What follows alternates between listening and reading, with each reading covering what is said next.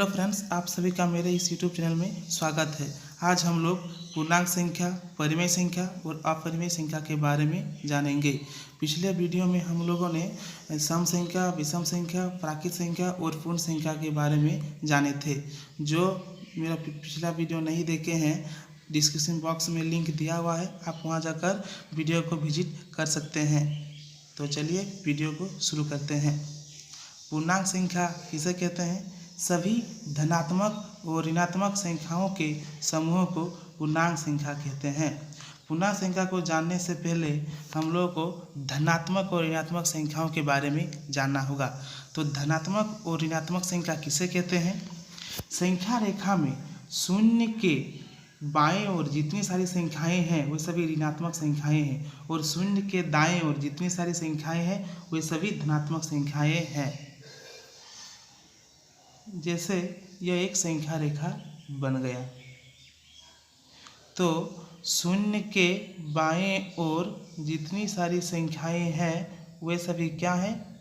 ऋणात्मक संख्याएं हैं, और शून्य के दाएं ओर जितनी सारी संख्याएं हैं वे सभी धनात्मक संख्याएं हैं। जैसे यहाँ पर होगा -1, -2, -3, -4, इधर होगा 1, 2, 3, 4। शून्य के दाएं ओर जितनी सारी संख्याएं हैं ये सभी क्या है? धनात्मक संख्या है, और शून्य के बाएं ओर जितनी सारी संख्याएं हैं ये सभी क्या है?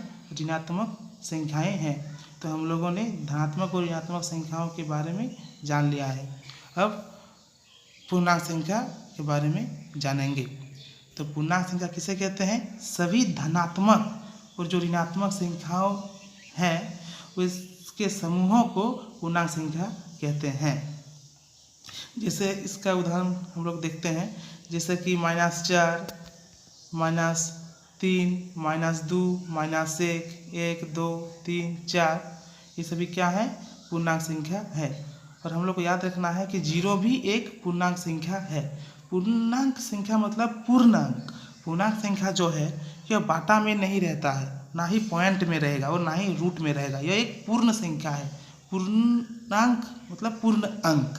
जैसे कि 25, -512, ये सभी क्या है? पूर्णांक संख्या है। चलिए अब हम लोग परिमेय संख्या के बारे में जानते हैं। तो परिमेय संख्या किसे कहते हैं? जिस संख्या को p/q के रूप में लिखा जा सकता है जबकि p और q पूर्णांक संख्या तथा q ≠ 0 हो, वे सभी संख्याएं परिमेय संख्याएं कहलाते हैं। परिमेय संख्या किसे कहते हैं? जिस संख्या को p/q तथा बटा के रूप में और अंश और हर के रूप में हम लोग लिख सकते हैं, जहाँ p और q पूर्णांक संख्या तथा q = 0 ना हो, वे सभी क्या है? परिमेय संख्या कहलाते हैं। तो चलिए हम लोग कुछ एग्जाम्पल को देखते हैं। जैसे कि 2/7 क्या है? 2/7 परिमेय संख्याएं हैं। यह एक परिमेय संख्या कैसे है? क्योंकि यह जो 2 है यह p है, और 7 जो है यह q है। यह p/q के रूप में है, इसलिए यह एक परिमेय संख्या है। जैसे कि 15/8 यह भी एक परिमेय संख्या है। -4/5 यह भी एक परिमेय संख्या है। -2/9 यह भी एक परिमेय संख्या है। मतलब जो संख्या p/q के रूप में हम लोग लिख सकते हैं वह परिमेय संख्या है। जैसे कि 5 भी एक परिमेय संख्या है। 5 एक परिमेय संख्या कैसे है? क्योंकि इसको भी हम लोग p/q के रूप में लिख सकते हैं। जैसे कि इसको हम लोग 5/1 मतलब 5, तो 5 क्या है? 5 p है और 1 क्या है? q है। तो एक p/q के रूप में इसको हम लोग लिख सकते हैं। तो ये क्या है? 5 भी एक परिमेय संख्या है। जैसे कि 0 भी एक परिमेय संख्या है, क्योंकि 0 को भी हम लोग p/q के रूप में लिख सकते हैं। जैसे इसके बाटा में कुछ नहीं है, मतलब 1 है, तो यह p है और 1 जो है यह q है, तो इसको हम लोग p/q के रूप में लिख सकते हैं। इसलिए 0 भी क्या है? 0 भी एक परिमेय संख्या है।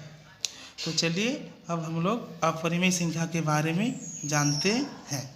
तो अपरिमेय संख्या किसे कहते हैं? ऐसी संख्याएं जिसमें रूट हो तथा जिसे p/q के रूप में नहीं लिखा जा सकता है उसे अपरिमेय संख्या कहते हैं? ऐसी संख्या जिसमें रूट रहेगा। अब परिमेय संख्या हम लोग उसे ही कहेंगे जिसमें रूट रहेगा और जिसको हम लोग p/q के रूप में नहीं लिख सकते हैं। जैसे कि √1, √2, √3, √5, √6, ये सभी क्या है? अपरिमेय संख्याएं हैं। जैसे कि √4 जो है वो एक परिमेय संख्याएं हैं। √4 क्या है? परिमेय संख्या है। तो ये परिमेय संख्या कैसे है?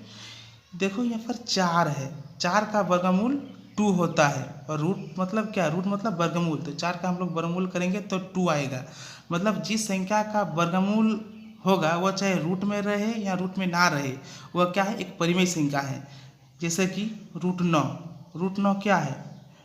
यह भी एक परिमेय संख्या है क्योंकि √9 का वर्गमूल करेंगे तो 3 आएगा। जैसे कि √16 भी क्या है? यह एक अपरिमेय संख्या नहीं है, ये एक परिमेय संख्या है। यह एक परिमेय संख्या कैसे है? क्योंकि 16 का हम लोग वर्गमूल करेंगे तो 4 आएगा और 4 जो है यह एक अपरिमेय संख्या नहीं, परिमेय संख्या है क्योंकि इसको हम लोग p/q के रूप में लिख सकते हैं। ये 4 जो है p है और एक जो है वह q है। आई होप आपको यह वीडियो अच्छे से समझ में आ गया होगा। यदि आपको अच्छे से समझ में आ गया है तो आप चैनल को ज़रूर सब्सक्राइब करें। जय हिंद, जय भारत, वंदे मातरम।